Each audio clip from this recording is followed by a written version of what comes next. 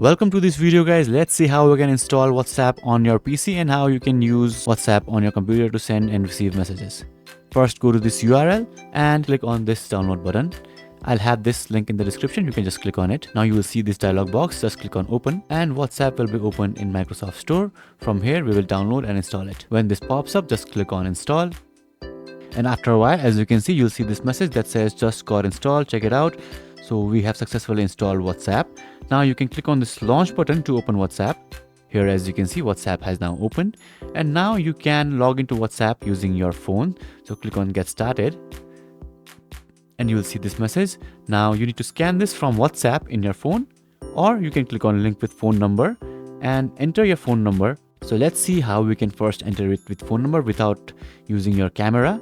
So click on link with phone number and enter your country here. So I'm from Nepal, I'll choose Nepal and enter the phone number with which you have registered WhatsApp. Click on next.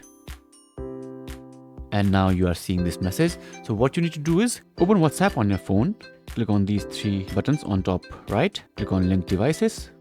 Here, click on link a device. Now at the bottom, click on link with phone number and now enter this code that you are seeing on your screen. Now after a while, you will be logged in on your computer too. So as you can see, now it is downloading recent messages and you have successfully installed WhatsApp on your PC and logged into it. Now if you wanted to scan QR code, you can just click on these three dots again on top right, click on link devices and click on link a device, and then camera will open up and then just scan the QR code that was previously visible and you will be able to log into WhatsApp.